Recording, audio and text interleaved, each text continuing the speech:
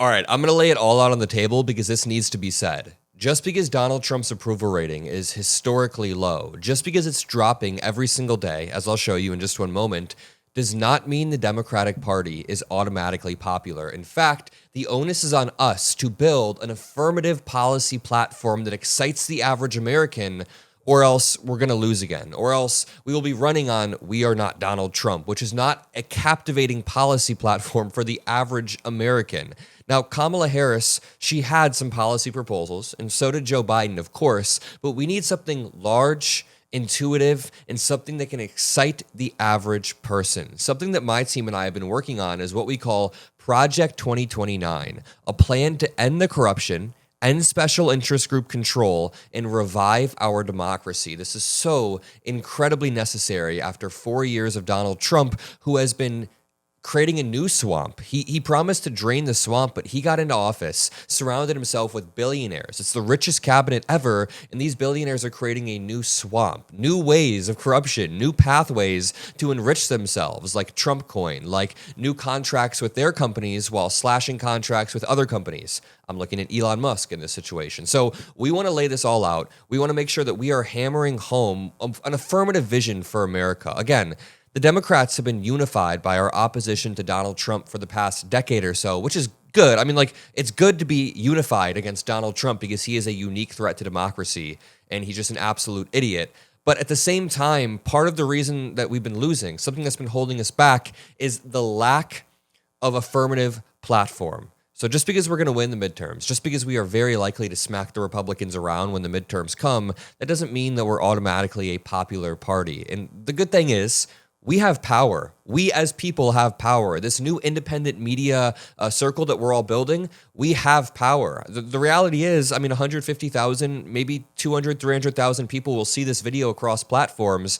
And after all is said and done, we'll have hundreds of thousands of like-minded people talking about this, having discourse, thinking about what direction we should go in. And that is how change is affected in this country. So make sure you drop a like and subscribe to the Adam Mockler feed if you want to become a part of that movement.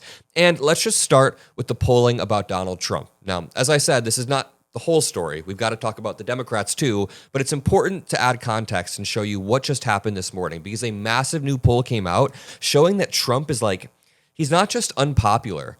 It has gotten to a point where he's more unpopular, or the same amount of unpopular as he was after January 6th in his first term, which was a historic low for a president. So, 5 years later, Donald Trump is beating his unpopularity in his first term, and he didn't even insurrect the Capitol this time, which is just watch. Numbers, but talk about what is driving this drop for the president. What is driving this drop? I said record was the name of the game when it came to this segment, right? Talking about the lowest Trump has ever been going into the State of the Union, the lowest that any president has been this century going into a State of the Union at this point in their presidency. It is also the weakest that Donald Trump has ever been with independents. Look at this drop. We've been talking about it the past few months. At this point, a year ago, Donald Trump was at minus 13 points. Look at this, minus 47 points among independents, the lowest Donald Trump has ever been in either of his two terms as president with independents. That is driving these numbers. When you're 47 points underwater with independents,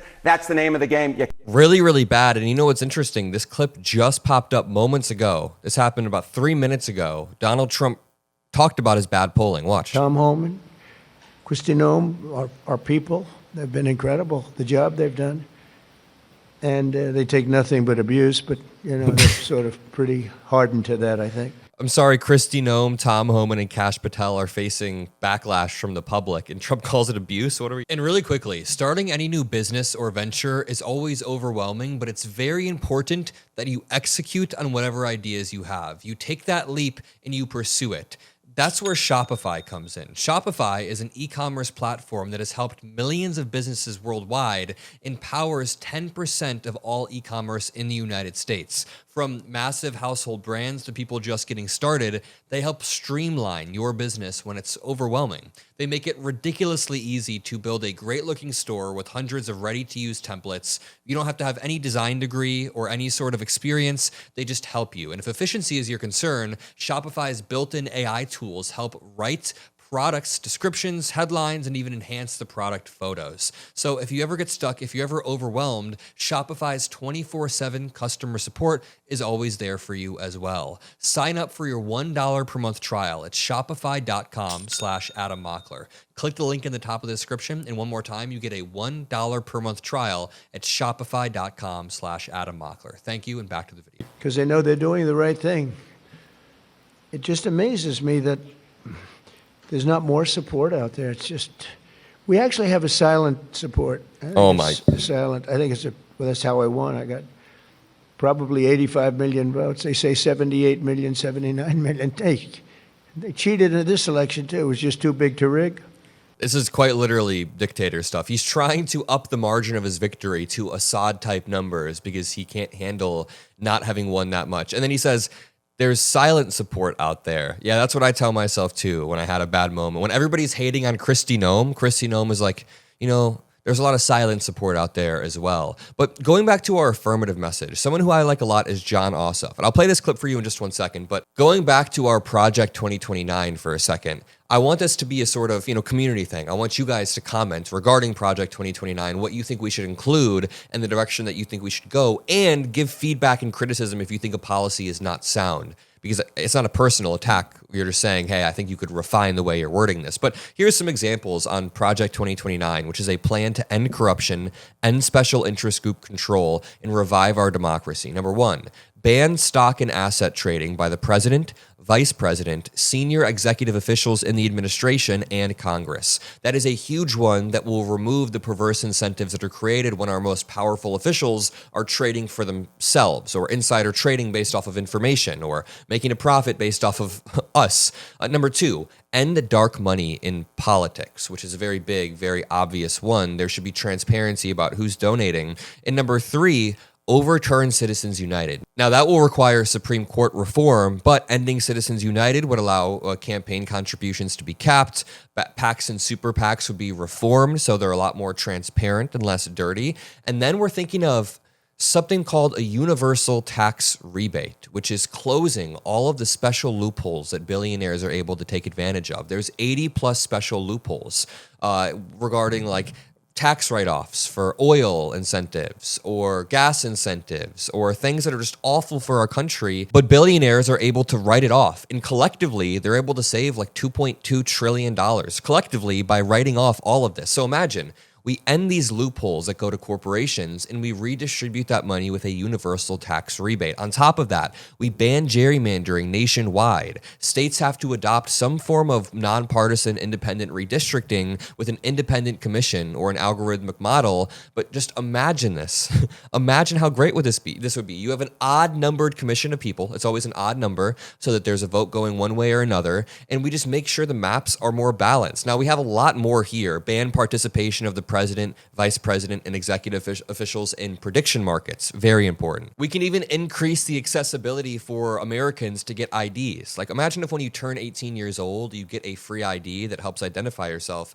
That would solve a lot of the problems that Republicans claim they have with voting because we just make it more accessible to everybody. Now, this is really, really good stuff, but the messaging part of it is also important. How do we wrap this up and message it? I personally think every Democrat needs to sound more like Jon Ossoff lately because he helped run an anti-corruption investigative company years ago, back in 2018. That's why he's so on point when it comes to corruption messaging. Take a listen to this. Make sure you drop a like. Now, you remember, we were told that MAGA was for working class Americans. You remember that? But this is a government of, by, and for the ultra-rich. It is the wealthiest cabinet ever. This is the Epstein class ruling our country.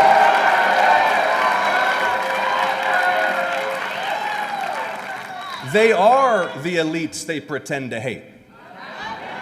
So prices are up, jobs are going away, Medicaid and school lunches are slashed, nursing homes are getting defunded. If you're Steve Bannon, and your pitch was Trump for the forgotten man and woman, how do you sell any of this?